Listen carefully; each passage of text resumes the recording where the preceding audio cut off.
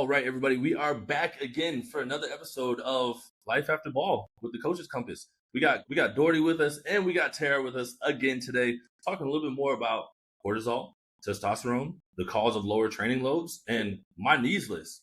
But first, before we jump into it, wanted to give a big shout out and tell one of my former employees, coworkers. His name is Juan. He just officially announced that he has overcome kind of the fight of depression after 4 years of being done with playing football.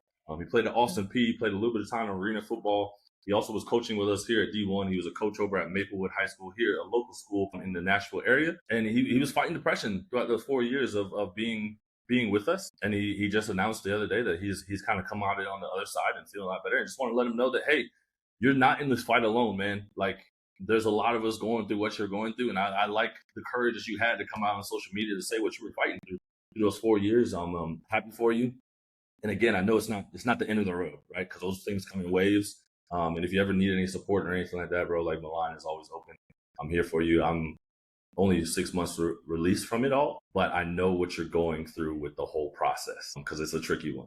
But again, we'll jump into today and we'll talk a little bit about this Coops needs list, right? So we talked last time about, what I needed in a work environment coming into the real world. So I kind of sat down and put it together. First was a competitive environment, just because that's what I'm used to being in. A room for growth and a plan of strategy towards that.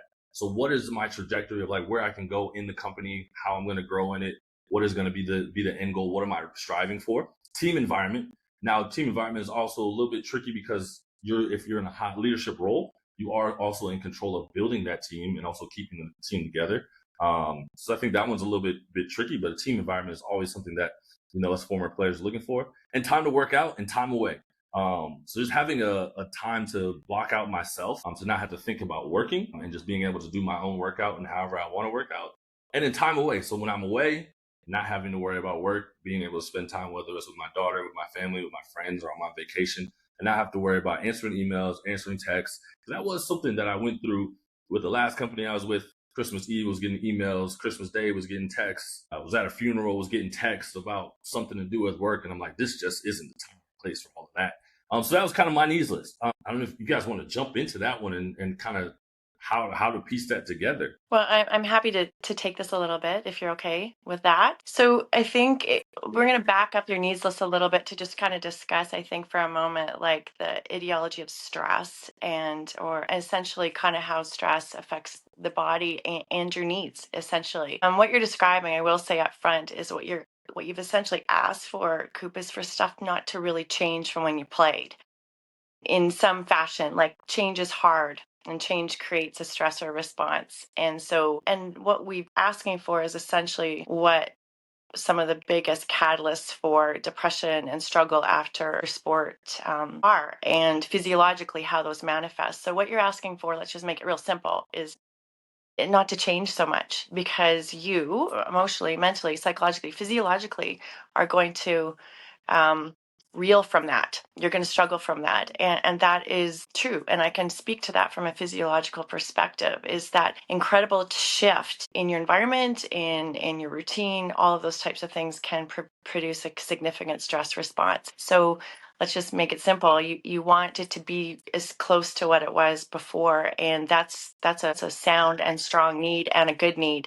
And so how do you do that so that the stress response to you is less? And that's why, depression, anger issues, depression, and eventually sort of a really apathetic kind of failure to thrive state can take place after retirement from sport, or really anything where you've had a really large and huge involvement, but it's particularly sport because there's such a physiological cost to the change with training and when you stop that training. So I was just going to, say in the work that I do, like I deal essentially with stress management and managing and mitigating those stressor response so that people can thrive. It's really important to note right out of the gate that a lot of the behaviors that people exhibit when they retire from sport or in sport or whatever are physiologically driven. They're not character judgments. They're not like, Coop's just a bad dude or a this or a that.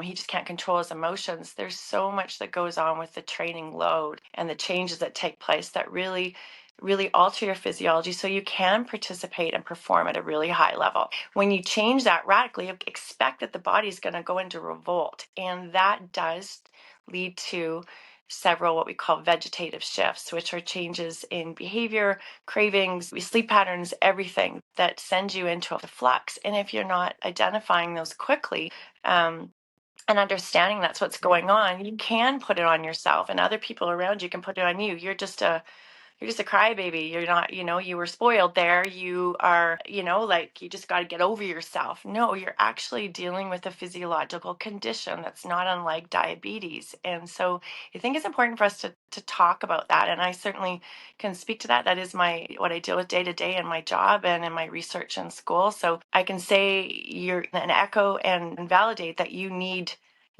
for a number of reasons the same type of stimulus to keep you healthy, to keep you working, keep you moving forward. And the less change to that stimulus from a training, from an environmental, psychological, social, emotional, every perspective, the better you will fare when you retire physiologically, which will also drive the behavior set. So I can say that, and if you want, I can explain it, but I'll let Georgie comment first.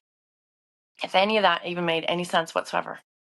It made completely sense. And also, I actually want to back that up, which I usually tend to not separate the mental health, the stress part of it from the physical part of it. Kind of what Tara already mentioned, because no matter what psychological imbalance or mental imbalance, whether that be stress or just in general, I don't feel good in this situation. I can't make any decisions all of a sudden. I don't feel happy. I feel a little bit anxiety. I feel frustrated. Whatever that might be, might also, with a really pretty high guarantee, be something in the physical part, which is the neurochemistry as well. So yeah, in terms of the cortisol, in terms of the hormones, in terms of whatever genetically we're disposed from, which means that how well do you actually metabolize the cortisol produced or released. So there's a lot of things that I also do know that not everybody has access to get that measured or get that support in terms of it. But just to back up what Tara said is that I would always make sure not to change too much, no matter if you just retire or if you just feel stressed. Make sure that you can navigate it within that. But first of all, look at what on a physical level do I need to make sure at the minimum is still intact. Yeah. And that means obviously, which I also know you're probably going to ask later on, the coup, but what would that necessarily look like? What would I need to be aware of? Which we can discuss in a going Guys, forward. hit Yeah. it. Y'all jump into it. I want to know how you is navigate this, because you're wanting a high performing person that's coming from high performance places, but then not all companies can promise like this level of competitiveness that we're looking for, and actually be aware of the stressors that we're coming down from, and then how to get past that and actually allow people this time to kind of, and not too much change, because I think that's what we talk about in the real world. Like, how do we avoid that too much change, but then again, not seen as crybabies or somebody that's been handed stuff all the time, but that like we've worked really hard to get in that position, and that's just like what we're used to. So how do we continue that on? Well, I think sounds good. sorry, go ahead. Sorry. No, sorry. Go ahead. Well, I think if it's okay, maybe this is like nerdy and boring, but I think we need a little science lesson to first of all set the stage, if that would be okay with you. And I'll keep it as simple. 100%, because I want to learn a little bit more today. Okay, so if we could just I'll keep it as simple a language as possible. But people are probably going to wake up from this and go, oh my gosh, that's me, and this is how I'm feeling right now. And then there's the now what? Now what do we do about it? So essentially, I can say really simply, and I'm holding this mug for a reason. Stress is stress. The body doesn't know where it's coming from necessarily. It doesn't say, oh, that's a good stressor, that's a bad stressor. It just knows it can hold this much or it can't. So when my cup is full, it's full. So whether that was, I got a new puppy, great, amazing, love the new puppy. If I got a new job, if I have a wonderful new significant other, if I had something bad happen, the response to, your body doesn't know where that stress is coming from. It just knows it can handle or it can't. So that's sort of lesson number one. So once it's full, it's full. So a lot of folks will misjudge their stress load. They'll say, I've got so many great things. Yeah, but it just might be too much. You might be carrying too much. And so we'll get into the science now. So when you have something happen to you, like a stressor response of some sort, good cortisol, let me just clarify, is a really good thing. It is something that really does a great job to help you get through a difficult thing. Lift the car off the baby, squat heavy, play that game, get through that period of exams, deal with a new puppy, whatever it is. It's released to do good things. It is released to help liberate a lot of fat, burn, so you have a lot of energy to get through that. It boosts your immunity. It helps you be very cognitively dialed in, sort of you can suddenly think of those solutions. I know what to do. I know how to get through this particular situation. I can fight that bear. I know how to get the car off that baby. Like I can do all of those things. It is meant to be a good thing. It helps you get through the workout. It liberates energy, boosts your immunity, all those things. Okay. So that's the most simplistic way I can say it. Cortisol is a good thing. It's meant to be, it will help you get through these things, but then that tap of cortisol is meant to be turned off. Then you're meant to rest and digest. Okay. So you go up into your fight or flight, and that fight can be or flight can be something that's not, fairly benign sounding to the rest of the world, but you go and you do your thing and then you rest and digest. That's how the body is meant to work. It does its thing, it rests and digests. It does its thing, it rests and digests. What happens when you go from thing to thing to thing and you never turn off that tap? You're from, I've got this job, I've got this family issue, I've got this and that, or whatever. I've got this accumulated, I'm always running. That tap doesn't turn off. And so eventually the body becomes desensitized to its benefits. And what happens then, like insulin insensitivity, when you're a diabetic, like your body's insensitive to the insulin. So it's like that. You can become cortisol insensitive, and in which case the opposite starts to happen. You start to hang on to that body fat. Instead of burning fat, you're holding on to it. Instead of having, you start to present in a way that your immune system is not doing its job. You're injured all the time. You can't heal from injuries. You're sore all the time. You're picking up bugs. You seem to be that person that goes from injury to injury to injury, thing to thing to thing. It's like you're never clearing the inflammation. You're always kind of brittle because, inflammation in the body does make things really brittle. Again, very simplistic language I'm using here. I can dig into the actual pathway of that and all that, but I'm just keeping it as easy to understand as possible. Mentally, you start to become, completely short-term, long-term memories start to change. You suddenly can't remember where the keys are. You can't remember how to tie your shoes. Like it affects your memory and your cognition. So imagine how that affects your ability to learn, not just from a cognitive perspective, but a motor learning is delayed as well. So you're that guy on the field that is like, why is he still running the wrong direction? Like, I told him to do this, like, do that. Like, motor learning gets affected. And so in that particular way, when you're dealing with that, you're cognitively not in the right zone. And essentially you can progress, basically 3 consecutive days of a disruption in certain sort of what we call vegetative behaviors or shifts signal that your cortisol, you're accumulating it, and you might be trending down a path that might send you in the wrong direction. And so as practitioners, coaches, sports scientists, all the stuff that are working on a team, we pay attention to that every day. We have something called a Hooper-McKinnon, a wellness inventory, lots of different things. I've got my own that we use to monitor what's going on with an athlete. And this can apply to everybody. 3 consecutive days of things like disrupted sleep. So vegetative behaviors are sleeping, eating, mood, even your cravings or urges of whatever. I want to, I want to train, I don't. I want to see this person, I don't. Like, what's driving your behaviors? 3 days of disrupted eat, sleeping, moods, and so forth. And I'll explain what those are in a moment. Signal that this is happening. And for for the athlete, for the coach, for everybody, it means the training volume needs to change, or the intensity change, or something needs to change in the environment. So I'll scale that to bigger examples a little bit later around changing. This is a small example of what's going on in, say, the training environment, but this has large scale applicability, and it left untreated, like unrecognized, untreated, like unmanaged in a long term, it can have more deleterious effects. So what are those signs and symptoms that you're in this place? Well, disrupted sleep, a quality of sleep, length of sleep, flipping around your bed, not getting to sleep, always waking up, things like that. Or it could be a combination. It doesn't have to be all these signs and symptoms. It can be one or another. It can be mood shifting. So mood shifts from irritable, you can't stand the sound of someone's breathing, like you just are so angry you want to punch them in the face, to like everything irritates you, like you're constantly on edge, to that slides left unchecked, that slides to depression. So it's a continuum on the hormonal scale. So I'm painting a picture here of what happens with physiologically, not just somebody's, again, a lot of people make the mistake of judging the character of someone when this is sort of scientifically driven oftentimes, right? So everybody can end up in this place. It doesn't matter if you're the smartest, bravest, kindest, whatever person, you can be annoyed by someone's breathing and be really angry and not be able to help it, to depression. And then eventually a farther and a more confusing sign for people is apathy, as in that they don't care about anything.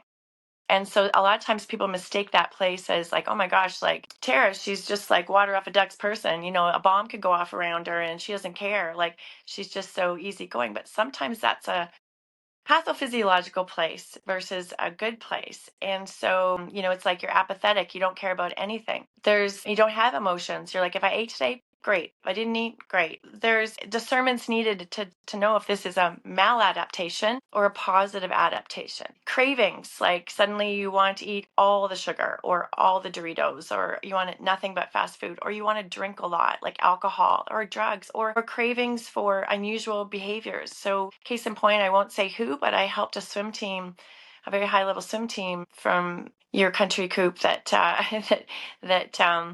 that had been through an enormously difficult training block, and it was exams, and they were meant to go to a big competition, and they had inexplicably, like, a whole bunch of the athletes just went crazy, like, and I'd given this presentation to their coaching staff about what to look for and what we were going to do to manage it, and it was kind of like serendipitous because I gave the presentation and they allowed them to stop and pause versus expelling them. They did some not good things, like they very out of character behaviors where they, I won't say what they did, but let's say they did sort of really not good things that could get them kicked off a team. And on top of that, their swimming went flat. Like they weren't swimming well, like they were completely flat. And so it was a 911 to kind of deal with this. And what happened was we dealt with it with fuel, some supplementation, a complete overhaul of their training, because this was now 2 weeks out from a big competition. So it looked like they weren't going to, A, they weren't performing, and B, they weren't going to be able to go on behavioral, because of behavioral consequences. But it was so profound what happened to them, an extreme training block that they weren't handling.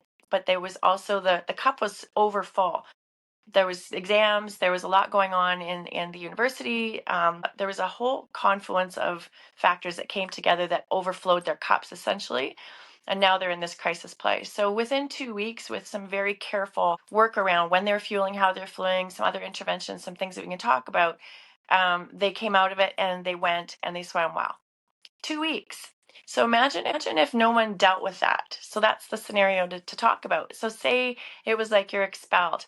Okay, so now there's another stressor. I'm kicked out of university, I'm kicked off the team or something. So say that wasn't managed, and then it kept going. And now this person's more stressed, and it's untreated. Now we've got a more chronic, pervasive issue, and that person has gone off on an island that is, they never were meant to be there in the first place. And if I could count the number of, I had even a penny for every time I saw this happen in sport, where that led to someone quitting altogether, where that led to someone just completely imploding, I'd be a millionaire.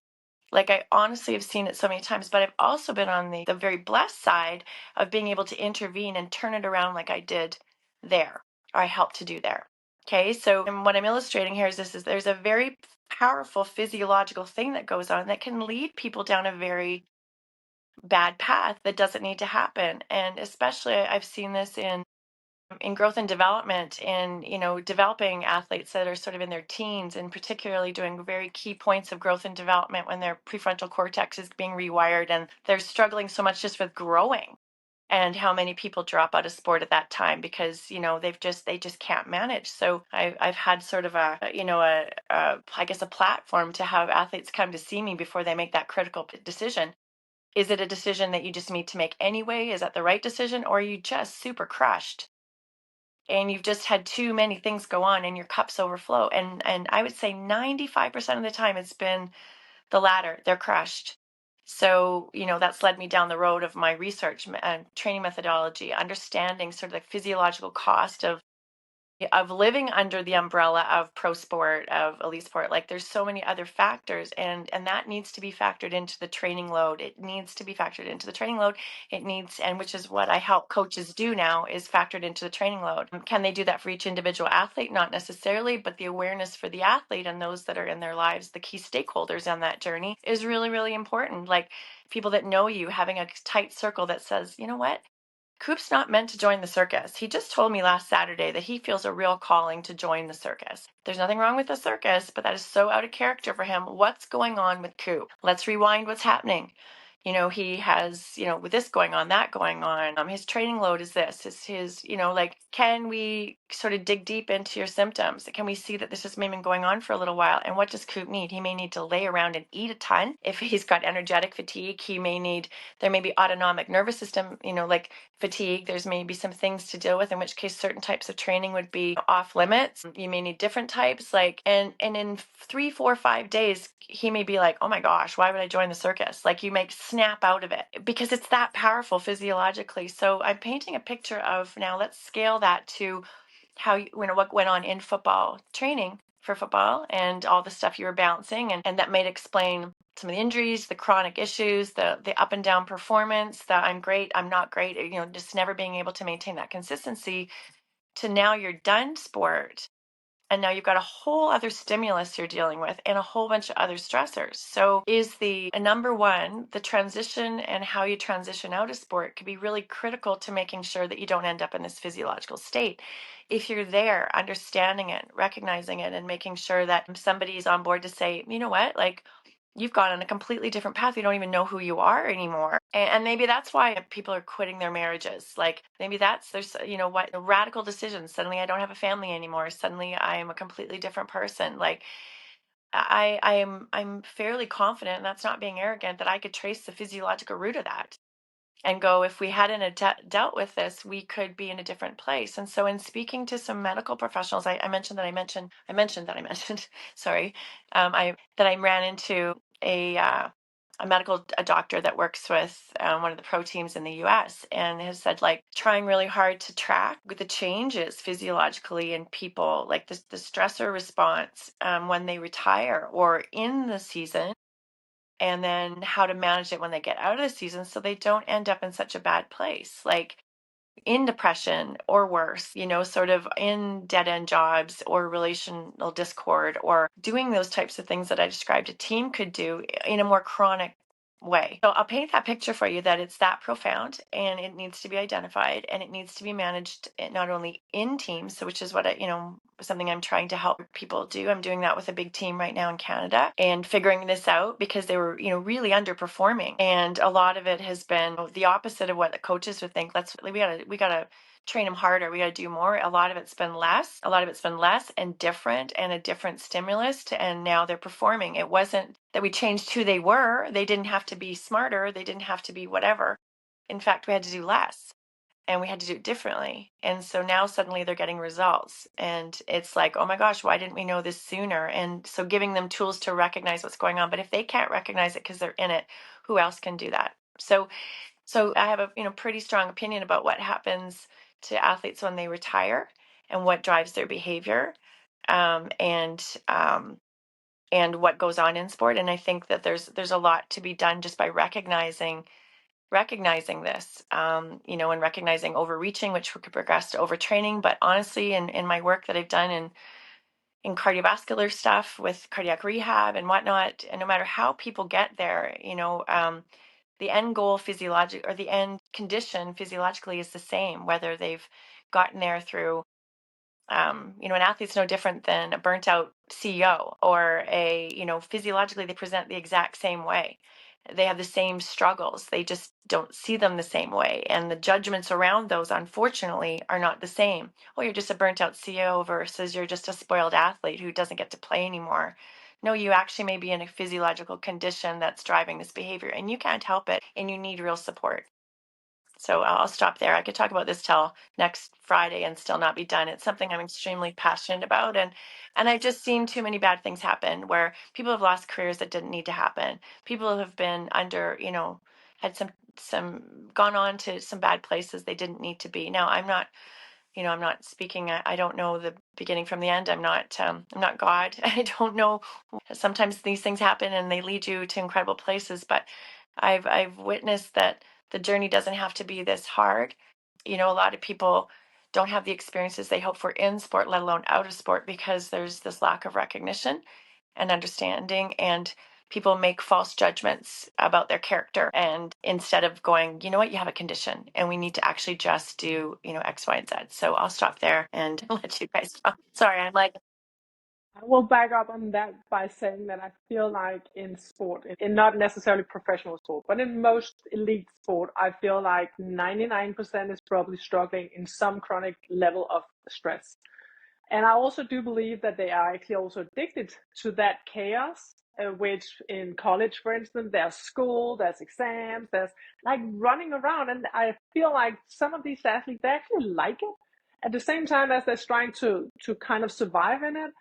So I feel like that there should obviously be much more support in this on an early stage, because if that has been the most of your life until you then retire, then obviously how do I know not to have all this stress? How do I know not to be under pressure all the time? And if I suddenly don't feel it, I feel weird, or I feel this frustration, and I feel a lot of emotions I haven't felt before because I've just been fighting them off or training them off or whatever. And with that, what I would definitely, that is kind of my mission in this, is to, because I still get really, I would say, shocked, not surprised, because I'm over that now. I get shocked how bad any kind of sport, the biggest sports facilities, the richest clubs in the world in any sport, I'm just so surprised how little they know about nutrition in terms of preparing them on a cognitive level, which means nurturing the brain, and how little they know what the bad nutrition and diet people are eating and they are offering,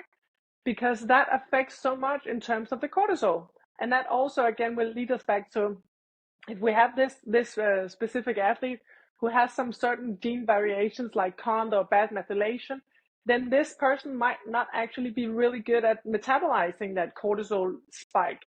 And by having that extra, what's it called, like extra challenge on the genetic level, and then being offered this horrible, which I really mean horrible diet, and then you expect to go in and at the same time have a good recovery, because you're not going to sleep well either. So you're not going to recover. You're not going to be able to function well on a mental level, which means you're going to have a lot of mental errors, which means you're going to come back with a lot of self-blame, and the rabbit hole just starts in that.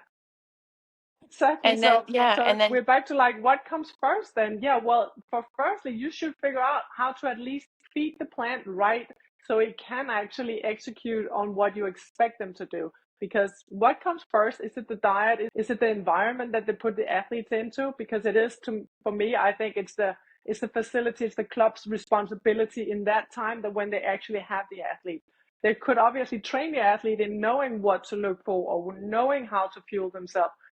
And I do believe seriously that a lot of the stress that they come out with is also based on a really bad recovery, a really bad diet, and all these things that they have not been taken care of as well.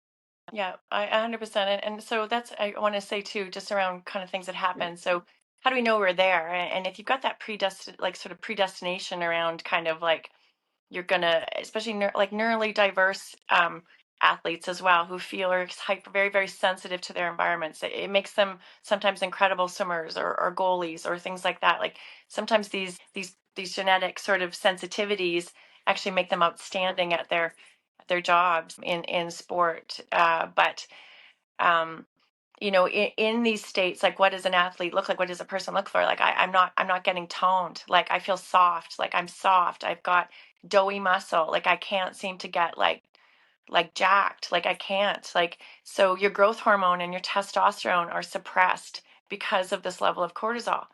So now you can't. So imagine what most people think in that condition. I got to lift heavier. Okay, so now you're driving your cortisol higher. And then you're in this cycle, and then you're just like, well, I just can't figure this out. And so a lot of people, it's a sensitive topic, because there's professional, around coaches, strength and conditioning coaches, and all that stuff. Like, you can have an outstanding program. You can make a great program.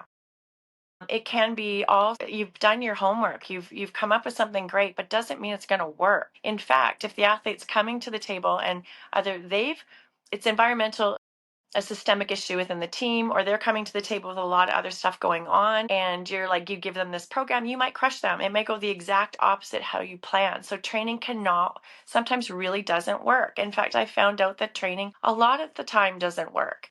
And it doesn't mean the strength and conditioning coach, the physiologist, whoever, the team of people around them aren't really smart, haven't done their homework, haven't offered something great. There's maybe a lack of recognition in the busyness of whatever, or under-resourced or something, to be able to say, The individuality.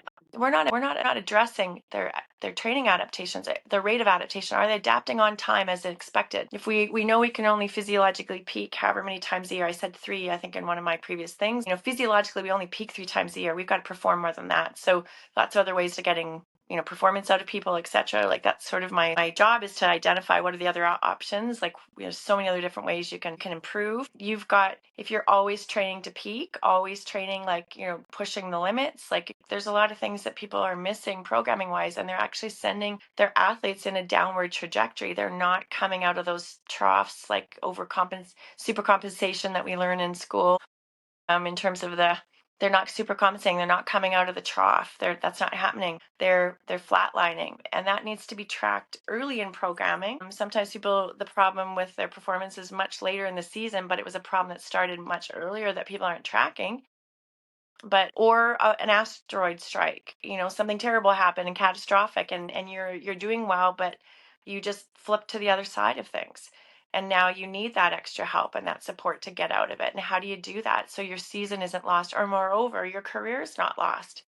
So it takes slowing down and really seeing this and recognizing the athletes having the tools in their toolkit, the knowledge to say, okay, this has changed for me, and having an accountability framework of, like, at least it's your teammates or people around you. Hey, I'm getting doughy. I'm getting soft. I'm more irritable. I'm trying to eat well.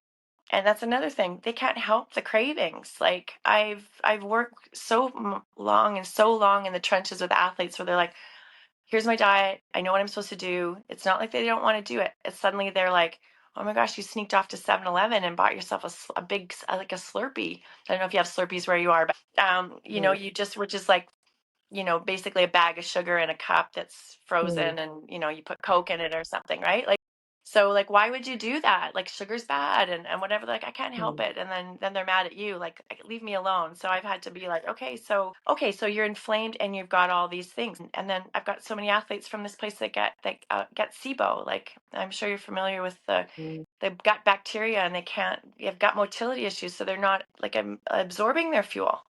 So they can't even get the fuel in to override some of this energetic deficit. So basically, they're becoming malnourished out of this condition. They're eating and not absorbing their food. They're training and they're pushing their hormones down further and further into this sort of, quagmire of chaos. And so they need a lot of extra support and help. And that starts early, but sometimes, people find themselves in this place.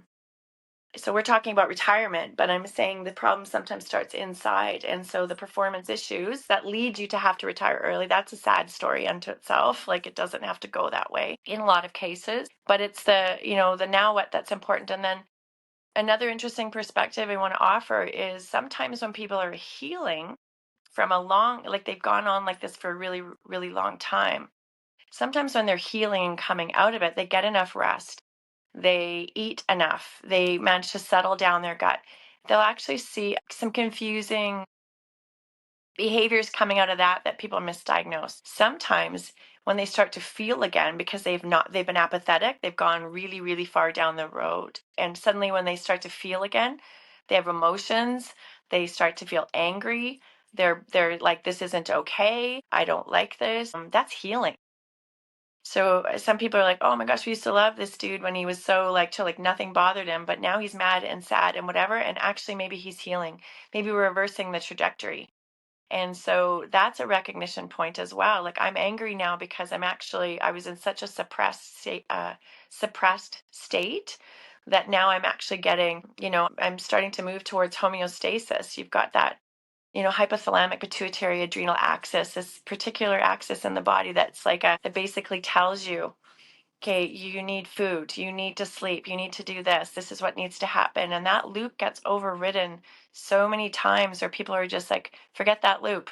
I'm doing my own thing. And now your body's not functioning. Your body has an amazing ability to function and recover and do all those things. But when we push it beyond its limits and we override that with our own decision making, our body doesn't function, and that's why we need all this extra help sometimes. So sometimes when you a confusing part of coming out of training, when you've trained so hard, you've just been so to the limit, living on every supplement you can to keep going. Sometimes when you come out of that, there's this, and you start to heal, there can be those emotional things that are confusing, and they get misjudged as well. So there's a lot of discernment needed to where as to where someone's at, to have the swings be less profound, this training stimulus, like I said, or the life stimulus. So you're at least sort of dealing with some of the life change things, are to reduce the stressor response from the change, maybe to keep the load the same for a while.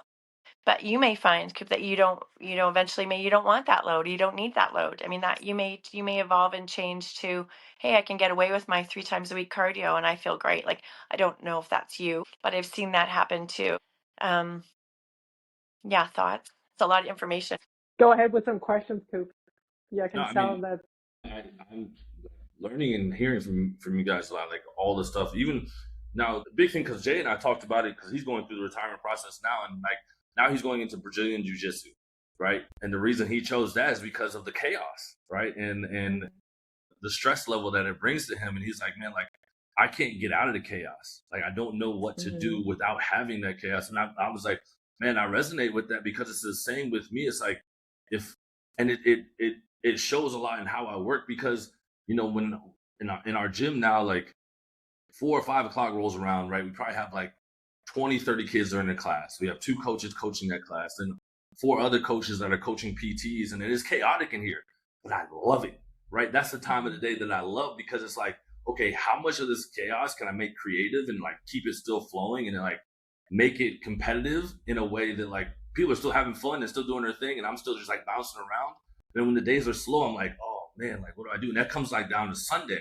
Like when Sunday comes around and I don't have any work, or like I kind of have a slower day to where I go do my grocery shopping and everything, it's the times that like you feel that spasmness and you're just like, oh shoot, like I should be doing something, like something should be going on, or like when is something gonna pop off so I can get like that high and that adrenaline rush and like get to going. And then like and then I wait around till Monday comes. I'm like, yeah, cool. Now I can get back on the grind and like just like go, and like not knowing when or how to relax or let down. Like even for myself on the training load side, like I took a week off from really kind of like training hard, and I was like, man, I feel sluggish. Like, what am I supposed to do? But then I come back from it, and then my body feels great. I'm like, okay, like maybe that was needed in there, knowing how to deload and how to take the rest periods and not overdo it, because I'm not really training for anything now. But it's also like, man, I still live by the mantra of like, if I ask my athlete to do it, I should be able to do it myself too. But then there's also a level of like, some of these athletes won't be able to do it. Some of these athletes will also do better than I ever did, right? So then it's like, where's the balance, and how do you figure that out, and how do you understand like what your body is going through? And also like you guys talk about like putting like a like it's like put a name to it, like you have like a condition. Like most of us don't want to, like, don't tell me I have a condition, don't tell me like I have an injury, don't tell me like something's wrong, because like I don't want to think about that at all. I just want to keep pushing forward, right? Like, but if we just were able to kind of like step back and like see the condition that we're going through, understand what it is, and then like have a game plan towards it, it probably would help us in the long run. And you guys talk about it also with like the teams, like these big organizations, like having a plan and like being able to talk about these, like your nutrition, like the cognitive stuff, all that stuff. Like I don't ever remember visiting these things. It was just like, hey, like, how can we get you on the field? Like, you're gonna play well, you're gonna do well today. If not, like somebody else is like, they're willing to fill in your position. And I think that also is such a huge driving factor for us, like it's guys like Jay and myself, like in the chaos, because we're so used to just like striving in that. You're like, all right, if I keep it chaotic, I'll find a way to get out of it. Like I'll be okay at the end of it. And it's just like procrastinating. Like I'm very good at like procrastinating, even when it came down to school. Like if I keep this paper to the last minute, like I'm most likely gonna get an A or a B on it. Whether if I plan for it and I actually do it ahead of time, most of the time I get a C on it. Right. So I was like, well, shoot, just procrastinate. And when I get into chaos, like I feel like I write my best. And then that's the same way, like it kind of is with life for a lot of us that come out. It's like, how chaotic can we keep it? But then there is a crash point. I would actually love to comment on that because, of course, and obviously, you're not necessarily going to need or be able to have the same amount or level of chaos. I mean, you have been used to it, so obviously that's the most familiar, that's the addiction part of it, that I'm used to this because this is where I know I thrive in that. But when you mentioned the part about then you get to Sunday, you don't really feel any dopamine kick or anything, that is usually when I put my athletes that I work with who struggle with that, because a lot of athletes in general, they struggle with allowing themselves to not necessarily be at a high all the time. But because of course you're not 20 anymore, you're not supposed to go into a higher amount of putting yourself into hard work and putting yourself into more stress. So that's when the balance comes in, because you want to maintain some level of it. You want to maintain the part where you actually feel good because it is familiar, but you also want to maybe slow down a little bit so it is actually more healthy in some sense, and you can burn off that stress level. But when people are in that part of the week or those parts of the week where it's going to be less chaotic, it's going to be less exhausting, it's going to be less challenging, I usually use that as a phrase of putting my athletes into a challenge. So how about you challenge yourself for being in the opposite? And that is very challenging because you are competitive. So it's like, oh shit, yeah, now I got a challenge. I got to keep my calm right now. How do I do that? Because what you got to understand is that serotonin and dopamine, which is obviously the dopamine that we get addicted to because we keep pushing, we keep thriving, we keep pursuing something that we want to have. So that is obviously what we get addicted to. But those two cannot use the same pathway. So that means also that you might have less serotonin release. And at the end, or sometime when you don't have enough serotonin, that is when depression will be knocking on the door, or anxiety or frustration. And especially also if you genetically are not necessarily wired to have a high level of serotonin. So there might be a lot of challenge in that if you don't train yourself to be opening the door to the serotonin. So by understanding and knowing that, I say, okay, this is Monday to Friday. I love when there's this high pace, but Sunday is my deliberately, I'm going to be quiet with myself. I'm going to not have super much in my head all the time. I'm not going to achieve a lot of things. I'm actually going to put myself into a challenge by doing the opposite. And you will experience a great deal of positive energy, not just the thing that you're used to in terms of surviving, cleaning up in a whole chaos and everything. You will definitely feel that balance of you getting used to also having the opposite. So don't always have to be chaotic, because like Tara said, you cannot peak all year. And from now on, your athletic performance is going to be a whole year, or your non-athletic performance. You are going to be in a whole year. So how are you going to put yourself into not trying to peak every single day? Because that is when you're going to collapse. That is when you expect that of you. So by putting a new kind of training into your daily routine, which would be, okay, today I actually need to calm my mind. I don't need any stimuli. I just need to have my brain trained to be a little bit relaxed. I want my hormones to be relaxed, whatever that means for you, because not everybody necessarily loves to meditate, but whatever that means for you in the positive psychology toolbox, which could be just reading, it could be just going in nature without the 700 podcasts at the same time and everything, but doing the opposite of what you would do on a day-to-day basis. That would be my first, obviously, actually put people deliberately into that state, because it's super challenging for everybody. I mean, not even athletes, it's challenging for everybody to just be with themselves or be quiet. And if it's in 1 hour for you, then that's a lot to begin with. You know, you don't have to be extreme in terms of, I'm going to spend a whole week not training, not seeing anybody or whatever. That might be too overwhelming to actually do that. And also by cutting down on your training load, of course, that would also probably be more healthy, as I mentioned before Tara went on, when we talk about the professional NFL players right now. I mean, their body is completely like, it could recognize as well. They're at that part in the season where everything hurts. And of course, that is not ideal to continue in that, because again, you're not going to get any younger.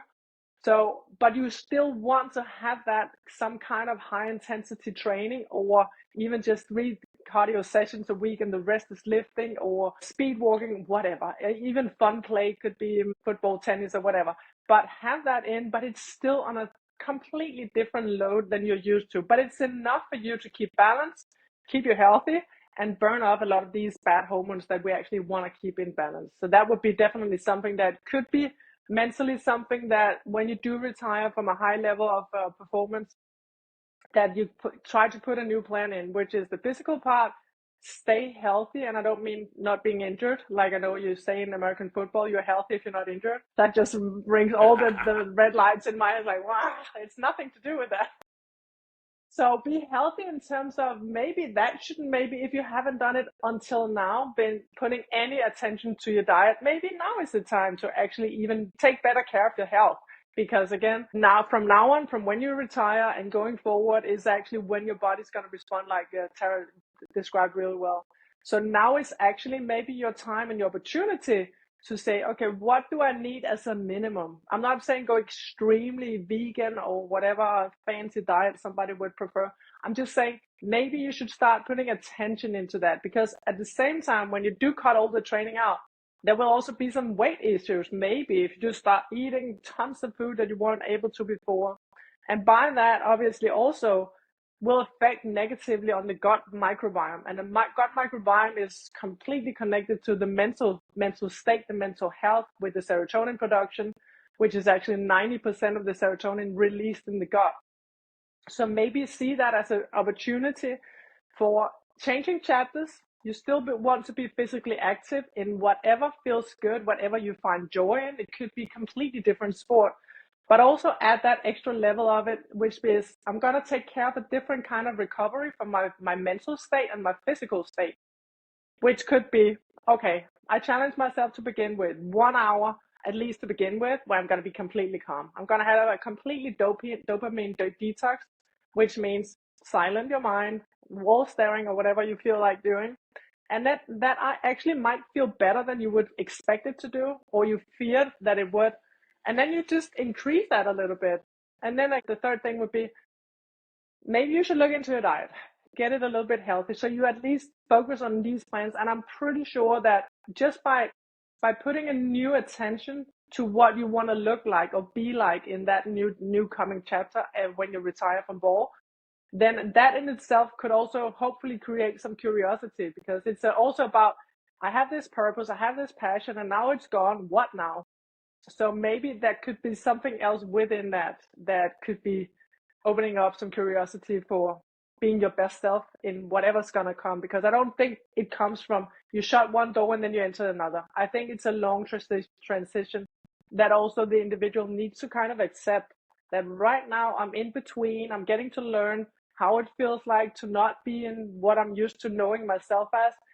And then also wait for the impulse for doing something. I'm not saying wait a year, but maybe you need to do something. You maybe need to help out somewhere. Maybe you need to have a job, but don't expect your passion to all of a sudden show up. And that new passion, whatever that would be about, maybe you want to write a book. Maybe you want to do something you never imagined. But for most people, that doesn't show up overnight. So that's also an acceptance of processing. Yeah, I agree. Do you have comments on that? Mm-hmm.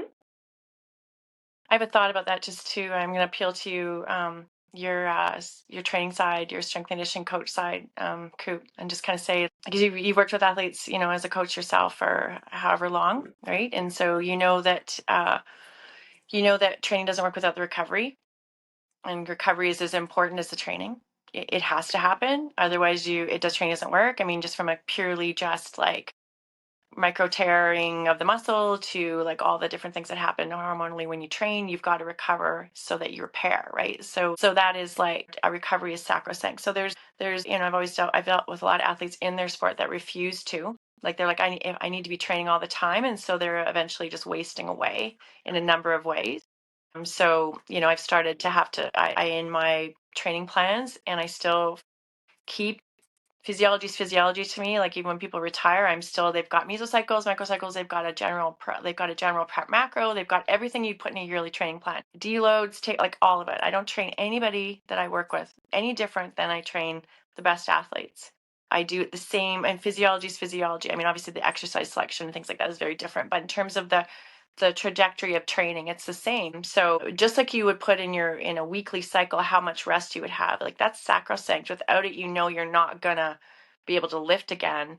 You can't do legs again. Like you're not going to do legs on Tuesday and not, if you do them on the next day, you know what's going to happen. You do them the next day, you know what's happening. You need 72 hours. Like how many hours do you need before you can be able to train legs? Or if you're running a lot, maybe you're only doing legs once. Like, intellectually, you've been an athlete, you've experienced it, you've trained people, you need that recovery, right? So it's the same. It's identifying, to keep it really simply with retirement, because I don't believe it's there's not a one size fit all plan for everybody, just like there is for athletes. You can give the training plan, but there's going to be nuances within that program for each athlete. Identifying where an athlete is at when they retire, however they retire, is really critical to deciding the next steps. Just like you would do as an intake assessment. I'm not going to get someone squatting under a bar when they can't even get off off the chair. Like that makes no sense. So it's the same thing. Like, you're going to do an intake assessment of all your athletes and go, okay, what are you capable of? Like here, what are the metrics of success that we're out for, but what are the basic movements that you need to be able to master to squat properly? What do I need to have you do so you can run like this? Like we all spend so much time looking at that. It's the same mentality when you're retiring. It's like, okay, so where are you at? So what are you finishing with? So, dealing with offensive linemen, I mean, like, I got to lose this weight. Like, it is like crushing me. I'm so tired of being this big. Like, most people don't just naturally become, are that big. They have to work to get that big, to be that, And so now it's like, how do I come off of that and come down from that to what is, a healthy weight? And how do I do that in a way that isn't going to cause a lot of other health issues? So they've got a plan. You in your position in football, like where are you at? Is everything hurting? Is everything sore? It was like, what is your sort of particular trajectory? Are you still relatively healthy? I see the way you lift on, I see you on Instagram. I'm like, okay, so the guy can still do that. Okay, so his program, what I would say for him would be that you would keep going. If you're healthy and you're not experiencing things, like you've got to keep going with that sort of stuff. You may have some elements of where you've got to actually rest. Like, so for some people, they've got to come out of there and they have to rest. They have to, because they can't go on to the next thing safely. They can't train safely. They can't go to work safely. There's a lot of things depending on the level of crushing. So it needs to be an individualized outtake assessment and a new sort of life intake assessment as to what's next for these athletes. That's got to be something that's a call to action, like right away. And to make sure that there's a particular training plan for the athlete, depending on where they're at, exactly how you do it day to day in your job. Exactly, right? So, that seems fundamental. Like, why aren't we doing that? I don't know. Why aren't we doing that? What is that sort of retirement, like, sort of like, where am I at? Like, what do I need to deal with? Like, and then depending on that, the recovery period, let's call it recovery or regeneration or whatever it is you want to call it in your training language.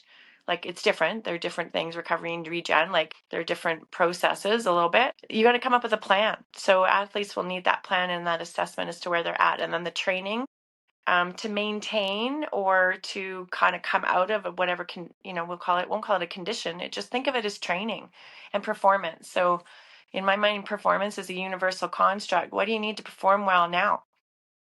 What do you need to perform well, like in this next chapter?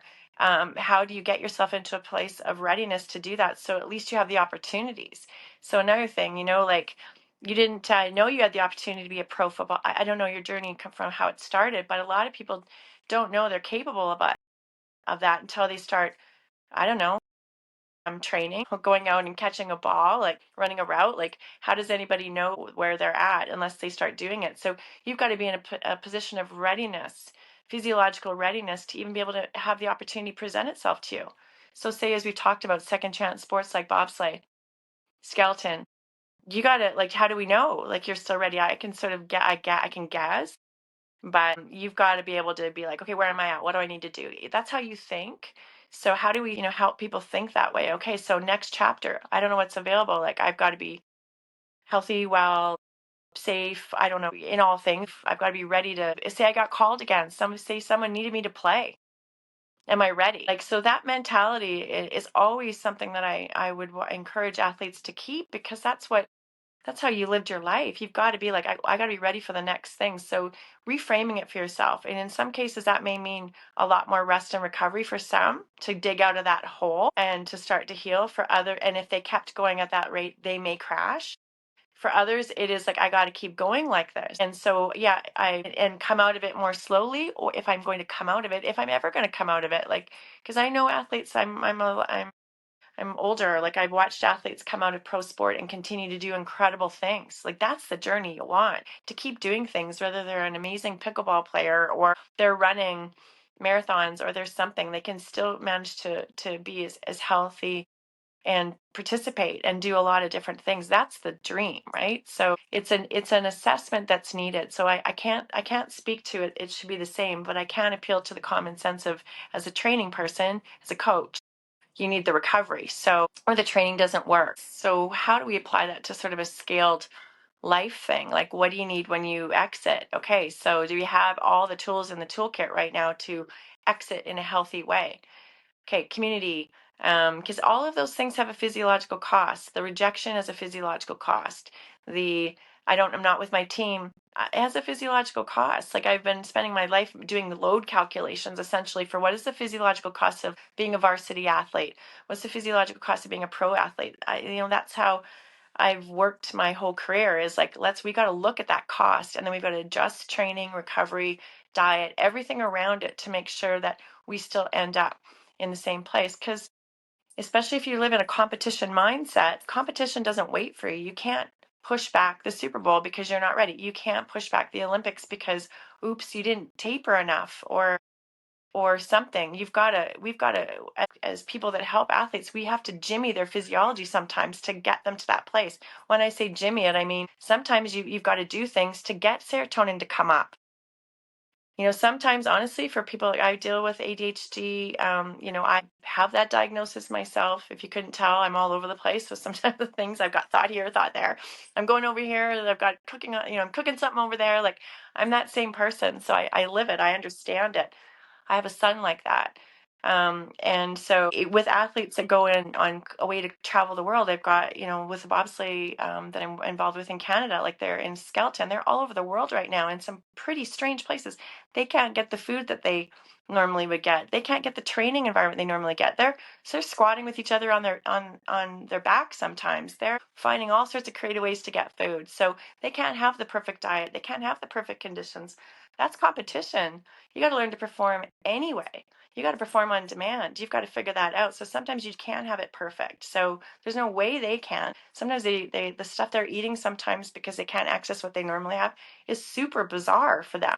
We come up with tools to sort of sometimes we have to compensate for that. Like, and they go away with toolkits. The ones that are really sort of dialed in will go into their own toolkit. When they can't get away from their teammates that are annoying, they get away by putting on headphones and listening to music. They download things on their iPads to boost their serotonin, sometimes so that they can focus. Like, sometimes it's like, I got to look at these pictures of flying birds for a while, or waterfalls, or something happy. I've got to go pet a dog. Like, sometimes, research with ADHD kids has shown that every 40 minutes, if they can't focus, they get up and pet their cat, watch a funny YouTube video, something like that. It gives them enough of a spike of serotonin to go and study and get another 20 minutes of quality cognitive, performance out of them. What am I saying? There's a lot to this journey. And so I think it's first of all, understanding that in these physiological states of the cup being over full, like, all sorts of behaviors are possible. You could do the most outlandish things. And I've seen it, and I've been a part of hey, that person doesn't need to be suspended from sport. They really are not a total jerk. They are going through this. Watch what happens when we get them rested, recovered, and whatever. They'll be like, what happened? I don't even know. And a lot of them are like, what did I say?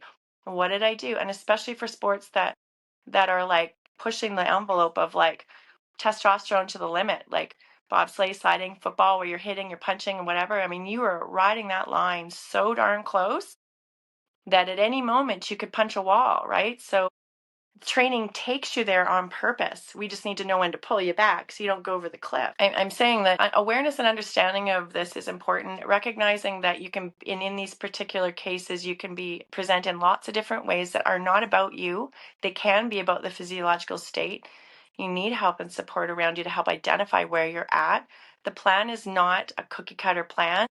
And so for every athlete that's watching this right now, they need to be able to understand and identify, like, the symptoms I presented earlier. Am I in that state right now? Okay, so I do need some rest. I do need some support to help me get to a place where I can even make a decision that makes sense. Because sometimes you're in a state where there's no freaking way you're going to be able to make a decision that's rational, because you're cognitively so just like all over the place because of wherever you are hormonally, neurochemically, all those things, right? So it's like, recognize that and be like, maybe it's a quick fix. Maybe it's 3 days of eating this or doing this. And sometimes it is that simple. Sometimes it's a little bit more of a chronic situation, but that recognition is the first thing. The management of that is the first thing, and making sure you're around people you trust and you have resources to say, hey, I'm feeling like this. Does it mean I'm done? Does this mean I need this? Does this mean I need that? Like, you've got, like, the two of us sitting here right now, like, ask us, like, this is what this means. Okay, like, try this. You may feel completely different in 24 hours. There's all that, but I'm just, for you personally, I'm appealing to your kind of common sense as a strength coach, right? Like, what does recovery look like for you, and your goals to continue to stay as fit as possible? Amazing. Obviously, you got to recognize things like tissue pliability is going to be a bit different as you get older. You're not going to be able, just based on aging. Your demands on you are going to be a bit different. You've got a daughter. You've got other things to consider. You've got, you're not full-time athlete where you don't have to maybe think about some of those things, or full-time athletes that have to think about putting food on the table, managing a family, being a good, husband or wife or whatever it is. Those things, those are extra stressors, and training needs to look different to make sure that you come out of it on the other side. I think, recognition is first, and then sitting down to identify, like, an individual needs assessment is critical right out of the gate. And then the training stuff, I mean, that's the thing that you need to, depending on where someone's at, their training stimulus needs to be adjusted. And so for you, maybe it's that you need to train the same right now. I don't know. I suspect you do, but you also appealing to the fact that you need to, the recovery piece, like, of course that's necessary. You're not going to adapt to the training. For you, you may need to have set goals and performance goals. They may not be the same as you have for football right now, but they may be benchmarking so that you can get to a particular thing by a certain time. And then you reverse engineer that like you would a training plan. When you know your competition is here, you got to reverse engineer all the mesocycles, right? Living like that is something that I encourage a lot of athletes to continue to do. We got to come up with goals. Even if the goal is, I want to run 5K in this little race, so I got to train for that. Like, that mentality, I think I don't encourage people to get rid of that, because you need that structure of the planning and the training and the goals and the whatever to keep you in that optimal state. And you're so attuned to your body, knowing what it is like when it isn't there, that you need that structure in a way. Regardless, even if it is, for some athlete, it's just completely rest for a while, you still need that to be structured rest with a set objective. I'm all for the athletes coming out of retirement for a whole pile of reasons I've described, needing to stay on a training plan with that kind of, this is what your lift looks like this week, this is what your energetic stuff looks like this week, this is your recovery plan, that's sacrosanct, you're taking this day and this day off, you're doing what Georgie says, this is what your nutrition plan looks like. You need that because you're used to living like that. Why would you abandon that? That will help manage a lot of the symptoms so that you can perform your best. And you need metrics to help you figure out what that performance looks like. Otherwise, you don't know. So do you go around a 40 every so often? What do you do for you to kind of, I don't know, what would you do? Oh, nowadays, I mean, I'm testing out the knee after getting the stem cell treatment back in. So I'm going back on what I did for my NFL training days. I'm seeing what my combine times were and everything like that. So now I'm like kind of retesting that stuff, and seeing where I'm at. Obviously, things aren't going to be the same. Right? I'm not going to run a 4.3. It's not going to happen. I'm not going to jump 40 inches. Like, it's not going to happen. But I want to see where I'm at with things and kind of see what kind of build up to again. This is competitive way of myself, and then also with my coaches here. We're setting this, and like for us, it's like we're gonna have a staff combine day. right? So we're all going to see where we're at, right? And all my coaches, well, one of the coaches my age, everyone else is in their 20s, right? So you got guys that are just getting done playing. And so now it's like, all right, well, I'm going to show the young guys like, hey, like you're still trying to catch up to me. Like I'm still the big guy here, but it just gives you something else to work towards. And on top of that is also making sure, like I said from the very beginning, is that all my coaches are eating well, you know, and they're getting good paychecks, and they're on the sales side of things. Like I'm making sure the gym is still running well. So that side of things, I kind of keep competitive because I know that's what's going to drive me. The struggle is always going to be Sunday for me. Now, right now, football's going on, so there is some way to for me to relax and be able to sit back and watch it. The hardest part is when football season is done. Like, yeah, I know Canadian football's going on, and now we got the spring league going on too. But it's not the same as like when college football's going on. Like you got Saturday, and then you also got Sunday, and then you got Monday night. There's also Thursday night games, sometimes Friday night games. So only Tuesday and Wednesday, I don't have to worry about no football. But now playoffs are coming for college, so college football is about to end. And NFL is going to end eventually soon. Not a big NBA fan, so that doesn't really excite me. So yeah, the Sundays are going to be a hard part. And now hearing like, hey, challenge myself on how to rest is going to be huge for me because, it just makes me, like you said, it makes another challenge. It's kind of like, it's a dopamine challenge, but also you're working on the serotonin side. So it's something that I can implement on for myself. It's not that like I'm going to change the structure of like, hey, I wake up in the morning, I go to the grocery store about 7, 8 o'clock. I get all that stuff done just because also I don't want to be around that many people that don't know what they're doing in the grocery store. I have my list. I follow that, right? I get in and out of the grocery store. I don't want to be there with all the crazies in the middle of the day and the afternoon that loaded up their cart and half the stuff they're not even going to eat. And so I get my grocery shopping out of the way. So just having that structure and then knowing like, hey, afterwards, like, bro, just relax. Like, let go of things. Like, just let it be what it is. Like, it's still going to be there for you on Monday. Like, handle that stuff then is going to be a very big part for me. And I think this also leads us into our next episode of talking about how teams can help, planning out this plan for afterwards and like seeing, what other athletes have gone through. And then how to help out the next athletes that's coming around to that retirement stage. Because I think it's a big thing that nobody's touched on yet is how to help the guys, come into retirement. And that's something that we're all struggling with. And a lot of us athletes, I think athletes now are coming out and speaking about it. But there has to be some ownership, like you guys talked about, put on the teams. Because like teams are asking us to go out there and perform really, really well, right? And yes, some people get paid a lot of money. Some people don't get paid as much. Right, but there has to be some plan afterwards because like these are people too. So how can they help the athlete even more? I mean, at the end of the day, I think if you have a plan to help them even afterwards, you'll see even better performance from these athletes because they know that you actually care about them. Yeah, 100%. And I think that's a huge, sorry, go ahead. No, I just wanted to add on that what you all both said before in terms of still having a training plan, still creating some goals for your physical performance. I would actually add on to that because I think it's also important that all of a sudden you do have a new perspective on what else is going to be occupying your time in life, which is more on the psychological part maybe, but it's also about the small goals that could say for the next month I want to have a goal for this. Again, we're gonna talk into a little bit about the competitive gene in that because again you still want to achieve something, so it's not gonna be like one day takes the other and you're like, God, I'm still not progressing, I'm not getting anywhere, and where the hell am I gonna end in all this retirement phase? So just by having tiny goals that you have to accomplish, which is not about training because that's the thing you're used to doing, but there's still loads of hours as well, which I usually talk about. There's 80% of the time is not about the training. So what are you going to put into those 80 hours? How are you going to feel? How do you want to maybe develop or even maintain or nurture your social life, which could be with yourself. It could be with your spouse, your friends or whatever. Maybe there's a new area you haven't actually been working on and putting attention to, which would also obviously make you feel something. And what would that necessarily make you feel? Well, that would make me feel that I'm, taking care of my closest relatives again. It would make me feel proud. It would make me feel happy because I'm at least also taking care of other people or whatever that might look like. So I think the other part of training that you're used to is suddenly probably what would also confuse most people, because all of a sudden that's going to show up as a lot of time. All of a sudden you need to fill that out with something else. So I think to create goals, I love that as well. Like Tara said, I think it's super important to always have some goal setting. which could be, let's say this year, I might want to accomplish something, but what do I actually want for this month?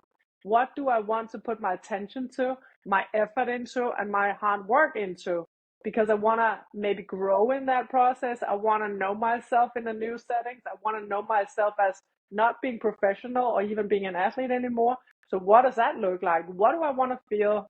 Who do I want to give that to? So create a little journal on that, because I think that's super important. And then you can actually chug it into smaller bites. So this week, that means I have to put attention to this. This is my daily intention for this day. So just by doing that, you will still have the feeling of having accomplished, having succeeded. Because the other thing that could be knocking on your door could be the feeling of failure, because you're not an athlete anymore. You're not with the team and everything. So by then, you might also have a feeling of you are taking control, you're taking charge of that new chapter and that new ongoing story of your life. So I just wanted And to I add agree. that on that. And I approach it, I love what you said there, Georgina. I approach it from a bit of a different perspective, just because maybe it's because I lived with I was married to a pro athlete for a very long time. And so I helped the whole transition and the training and whatever. So I understand understand, I guess I live with the mentality in my house 24/7, really.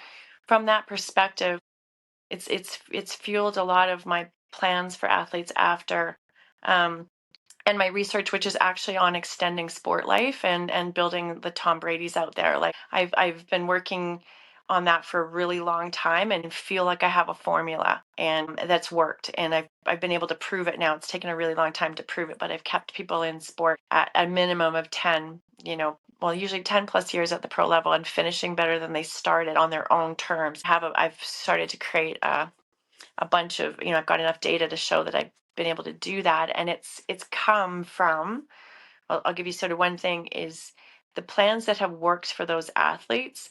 And are you familiar with yearly training plans? You know what Yeah. they look like? So, No. but the ones that have really been beefed out and work really well are the ones that where we include, the competitions in there that are desired. And we have very, very fulsome, the physiological stuff, remembering always that everything else feeds the physiology. You got a job you don't like and it's making you really mad, you don't like your coworker, it's affecting your physiology. Like everything comes back to the physiological response to it. So the really, really good plans are having very tight cognitive tactical goals, technical goals. You're planning for all of it. And in all of that, your lifestyle, your social, emotional, everything is in there because it all comes out and affects the physiological outcomes, the speed, the strength, the everything. So I've I've done these I call them performance reviews, tongue in cheeks, as to looking at opportunities to improve that for life, for sport, for everything. The plans that have worked the best for athletes and kept them longer is when we factored in family, we factored in the social group, emotional part, we factored in who their community is, we factor in the job and the sources of income and where they're going to get that. We factored all that in, because if we don't, that ends up being the limiter of performance for people in their sport. They don't have that dialed in. They're not showing up to practice to be able to practice and do what the coach said. They're not able to execute on the strength and conditioning plan. So we have to factor that in, and we have to assign a physiological cost to it. It's a load calculation. I had an incredible supervisor in grad school, the first time I was in grad school, who worked all over the world in Olympic sport and had like so many medalists, so many Olympic medalists. And the way he taught us out of the gate was we had to make a plan that calculated load. And load calculation was total physiological cost of living in this environment and how we were going to manage that. And then we managed that, and we learned to manage that as students and in our careers down to the last millisecond. And that meant a big investment in looking sometimes into people's social lives. It looked like, I remember his story, being at the Olympics and two people were dating, and oh my gosh, for their cortisol, do we keep them together? Do we let them talk? Do we separate them? Because anything was they're riding so close to the performance line that anything on a given day could throw them over the edge the other way. Because when you're programmed that tightly to perform on demand, it is literally sometimes down to those things, like make sure that we keep the dating people happy if they're dating on the team, if they happen to be like make sure that the angry mother-in-law doesn't call the day of the competition, like, because all of those things drain your tank. And so we plan for all those things. Like, can everybody do that? No, but there's recognition of what what is the physiological cost of the life you're living right now, Coop? Like, what are the things that are you have to do? What are your have tos? Things you got to do, and what are the things you'd like to do? And then we make a plan around that, which is really how it's planning for optimal performance, being your best, essentially. Reframe it's for planning for being your best. So I've learned to make those plans where we've literally talked about, like, and a lot of the advice is mom advice. Don't hang out with those bad friends. They don't like you for you. They're not there. Like, I honestly feel like most of the time I'm talking to athletes and I'm like at the same time looking at their stress hormone. Okay, well, who are you hanging out with? Well, I've got these people that are whatever. They're always mad at me when I succeed. They undermine me. They pick on me. They're whatever. Okay, well, we've got to get new friends, like people that really like you for you and support you for who you really are and are excited for you when you are successful. They're the ones that are cheering for you and they're there pulling you out of the trenches when you're not. Like, those are the people you need to be around. And when I found the social stressors are often the worst for performance. They're the ones that have the most huge consequences. So it behooves people to spend time with, like, a lot of times talks I do to teams are, who are you hanging out with? You've got to start selecting like the social part. It's a big thing that I'm telling my son right now. He's dealing with he'd hate me talking about this right now. He's a, competitive swimmer and he's got a girl issue. And boy, oh boy, did that derail swimming. And he didn't he didn't peak at this big swim meet this last week and had unfortunate results, and he's super down on that. And so it's like, okay, so how do we support him? What does he need? The cost of that was enormous. So how do you plan right now for, because I appeal to you, because you're not gonna change. You're always gonna want to perform well. That's how you've been wired. So it's you almost maybe some people would think this isn't the way to think, but I'm like, you need a YTP. And we need to sort of come up with, like, all right, so what are your goals? What are your physiological peaks? Let's find 3 of them. And what are you going to train for? And maybe the percentage of, like, what you were saying earlier, Georgie, was like, the percentage of your time in the actual physical training may be different because now you're switching to building a business or whatever. But ironically, you still got to be incredibly physically fit to be successful. You've got the fittest people, are the most successful. They can think they're the last person standing, the last person who on the field is the person that gets the most time on task. So those people that are super fit work into their 80s if they want to work into their 80s. They keep going in with their careers. They can still do that. I've used that approach for me, and I still play football. I still quarterback a team. We just won the equivalent of your state championships. We just did it in provincials in Canada. I'm old. I can still throw a football, but I'm competing with people almost half my age. I still throw, like, I took up, I was a throwing athlete before. I've taken that up now, and I'm still challenging myself to throw as far as I did however long ago. And I can still do it. Now I have to train differently to do that. But it's something that's important for me as a metric of, like, that's my benchmark for me. I got to be able to still do that stuff, or at least get close to it, because that's my plumb line I drop for myself. If I can still do these things, I know that I'm in a state of physiological, sort of wellness. And if I'm not able to do those things, something's gone off the rails somewhere. And so for me, that's a metric for my success. And so for athletes, that's all you've measured your life against.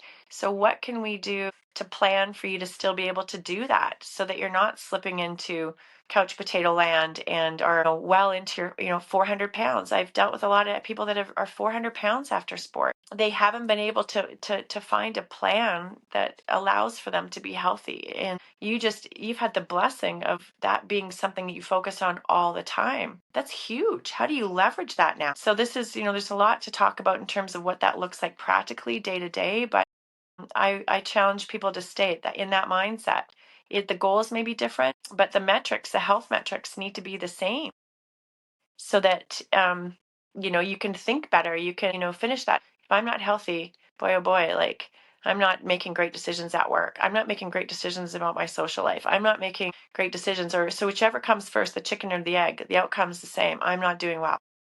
And it's getting more important the older you get.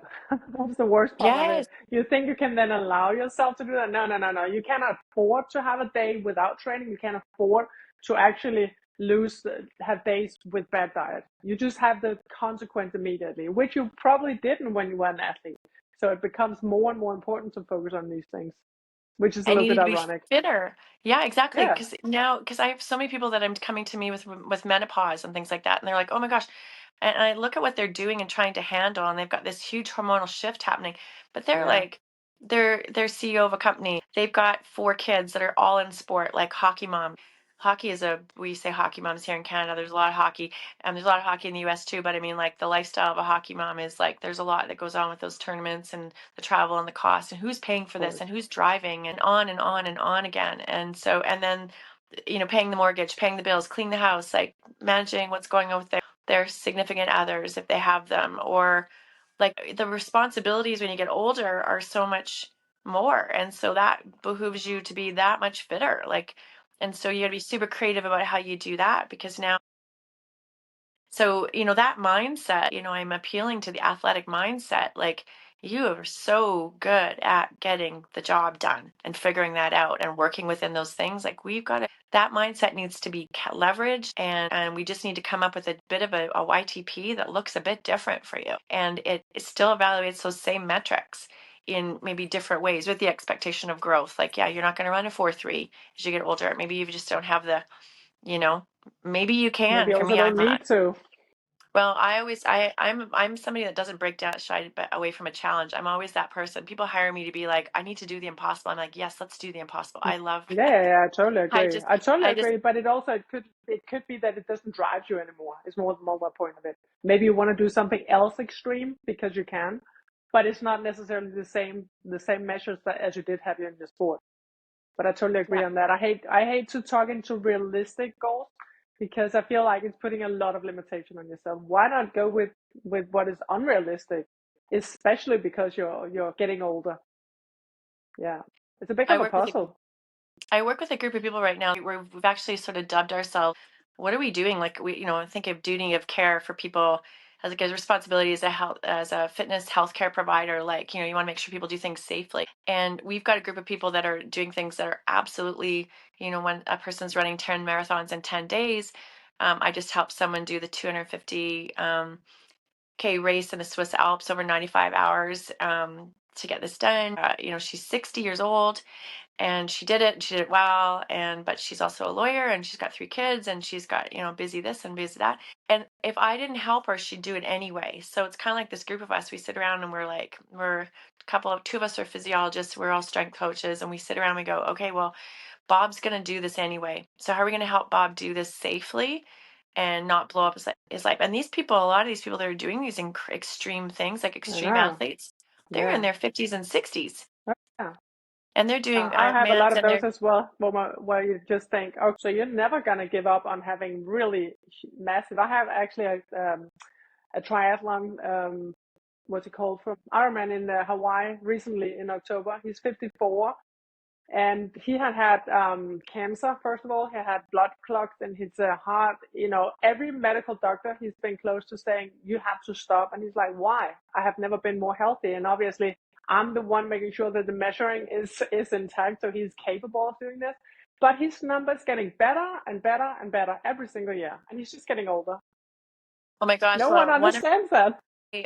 one of my best friends in grad school, he has gone on to set the world record. He's older than Mm, me for the number of Xterra like Xterra 1. And mm, he's older. He's like he's mid-80s. I'm wondering if it's almost the same person you're working with. He set the world record. He just won again, like another one. Like he just keeps going. And then there's a group of us, like science folks. I just ran into him the other day at university. We call him. He's nicknamed Dr. Death because his training programs were so crazy. But we really, the truth is, he saved athletes. He's the one I told you about who has so many Olympic medals. To a lot of his planning and around the load calculation, and so he's still like finding ways, like super interested in, okay, so if we do this, go to altitude, run at this, do this stuff here, we get increased plasma volume. So when you come down to this altitude, your tempo runs or your sprints or whatever are going to be that much better because we're going to build plasma volume. And we're always thinking of those advantages, and we're always trying to work. And he's still helping people. And a lot of these athletes are older and older and older. And like, let's test the boundaries because there's masters athletes out there, right? Like the yeah, 101-year-old yeah, hurdler. The 101-year-old hurdler. I need to be that person. Like, yeah, so yeah. It's that mindset that got you there that I honestly, it cannot be forsaken. Like, I really believe with my whole heart, like that's where the opportunity lies for people that retire. It's just cleaning up some of the where are they at, understanding, where they're at physiologically, which affects, so much around their behaviors. I mean, it is a bit of a chicken and egg, but at the end of the day, like when you're in this state, you are not often rational. And so making sure that they're getting the care after, and then leveraging some of that. What got you to do that? Some people are like, I never want to see sport again. Some But are I like, would actually also like to challenge you, Coop, in asking you, like, what if you didn't call it retirement? What if you just called it changing path? yeah. Because I actually have a lot, like you mentioned before, Tara. I have, I think my oldest client at the moment, he's 76. And I started to work with him. I think that was officially, he still hasn't retired. He was from a CEO, he owned huge companies.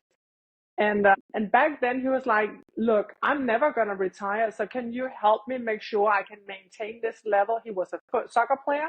He's still a soccer player. He plays tennis 3 times a week. He do cold swimming every single day. He do running in the morning.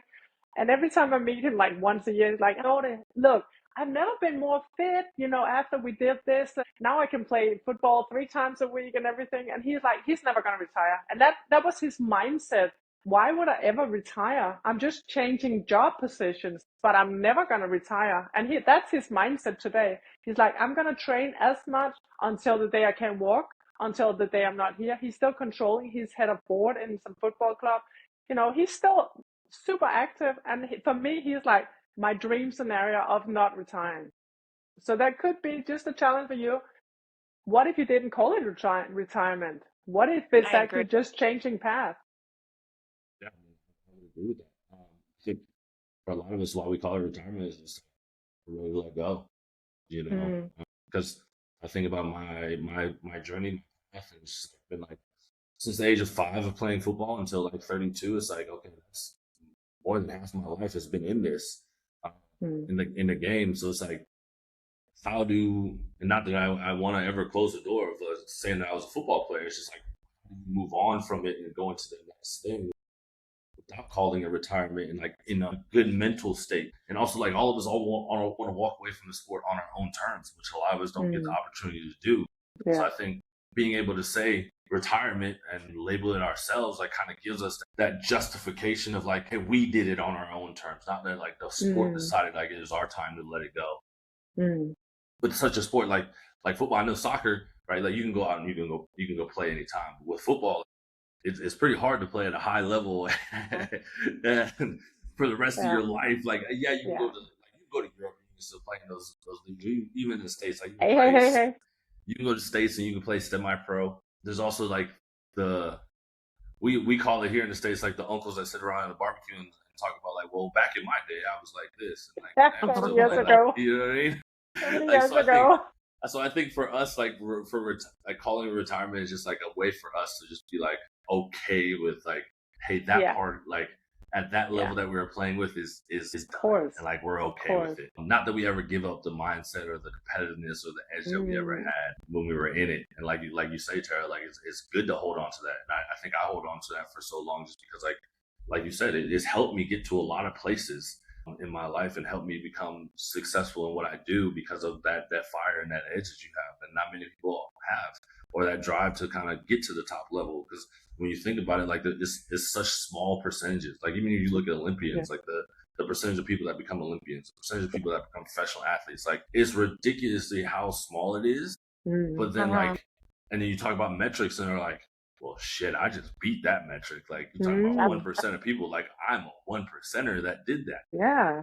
So I think we for a lot of us, we still hold on to it. We still keep that fire. It's just like we're talking about now. It's like, how do we use it to our advantage when it comes to this side of life? And I think that's the hardest part for all of us. Like, just thinking about everything we've said today, and then like what we're going into next, and what we're going to continue to talk about. Is just like continuing to use this passion, this drive, this fire, this edge that we have in a good way, in a way that it doesn't harm others, but it uplifts others. Because I think that, like, I only speak for myself. It's like, for me, it's like if you miss that team feel that, like, we're talking about metrics and like balancing things out. It's just like, how do I continue to use this in a team field to make sure that like everyone knows that it's like this competitive edge isn't against you. It's not like something that like is trying to harm you. It's like, hey, it's driven me to a point that like I've seen success from it. So like, how can I use this to help you too?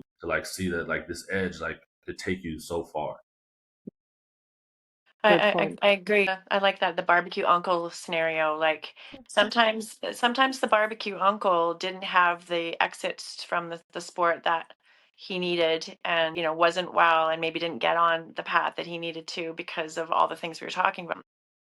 The value of what barbecue uncle did, or anybody was really diminished. And I think that's a big thing too, is to say like, okay, we talked about this earlier, and that's for another discussion, which can create quite the health challenges and contribute to this cup again of stress, right? Like we're just looking at it from a load. Is what I was doing valuable? Did it make a difference, or was it frivolous? Like some folks feel that sport is frivolous. It's just, you get to play now. Go over here now and be a real person.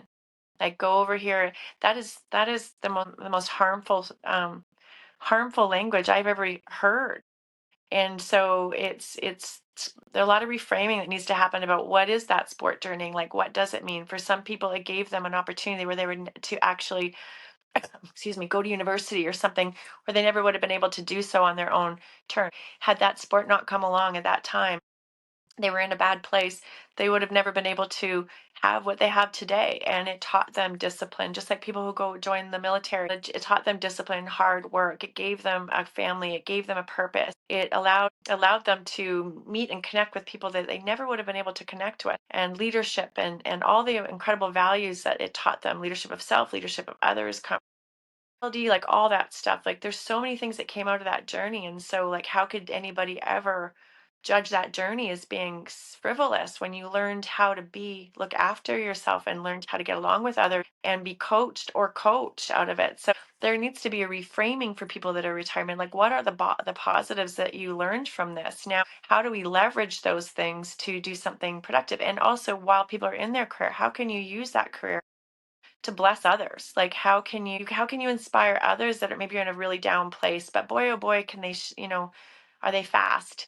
Okay, so let's leverage that gift. You've been blessed with this gift of speed. Like what can we do with that, and put them on a journey that maybe leads them to go to university, where they find all of a sudden they get to go to medical school, or there's so many things that come out of the sport journey that need to be reframed in my mind. And not doing so leads people to become maybe bitter barbecue uncle that didn't get to live their sounds like that never got to live the life, a positive life after sport. And so all they have to hold on to really is some of those memories. Not that holding on to those memories is a bad thing, I'm not saying that either, but they weren't able to leverage those gifts and those opportunities, or didn't have the help and support to do that when sport was done, and they went off on a path that wasn't healthy for a whole bunch of reasons. Maybe they were physiologically crushed and suddenly fell into a bad place and had a really hard time coming out of it. So I feel in my own personal how I am trying to use what I know and my ability to see it is to help people in sport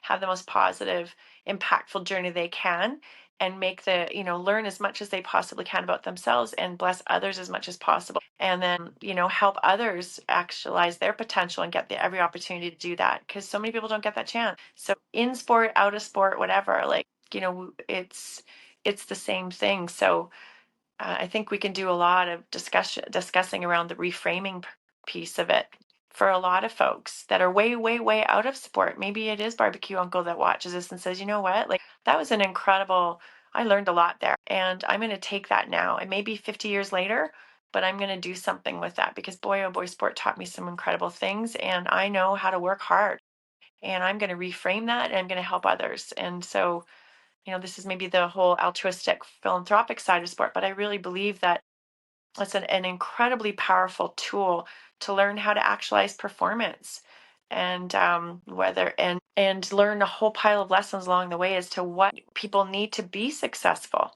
You don't need terribly negative friends. You don't need, this environment to be healthy and well. Like, so leverage that. What do you need to be successful? And let's help others do the same and pay it forward.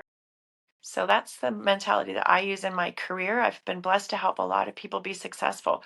I'm going to keep doing that as best I can, and making sure that they don't get the wrong messages. Or if there is a chance they're just crushed in this way, let's get them fixed so they have an opportunity to do the next thing and the next thing. So I think there's lots of different paths that can be created from the sport journey, and give people choices as to which path they feel is best for them. And maybe that's something that comes out of this podcast, is sort of a call to action and a toolbox creation that we can give with our combined years of watching people fall and rise and do that many times over. What can we do? How can we lobby organizations to be better? How can we help athletes that are on the cusp right now of they want to finish on their own terms, do so positively so that they can either go on to a second chance sport or coach or create something that's really impactful using those lessons? Like, that's how I want to see it. And I think that that's a need that needs to be filled for a lot of folks. And in Canada, where sport is really, really underfunded right now, there's a lot of other challenges. That sport journey is something that people are really fighting right now to reframe and to make sure that, and like I said, there's some folks that if they weren't doing sport, I don't know they'd be in a great place. So they need it. So how do we repurpose this? I don't know. This is something that feels like it's my life's work to come, like as to how to figure this out. So I appreciate you giving me a chance to even talk about it, because it means so much to me. Let people have their chance, whatever that looks like. So thank you, Coop, for that. And just on a personal note.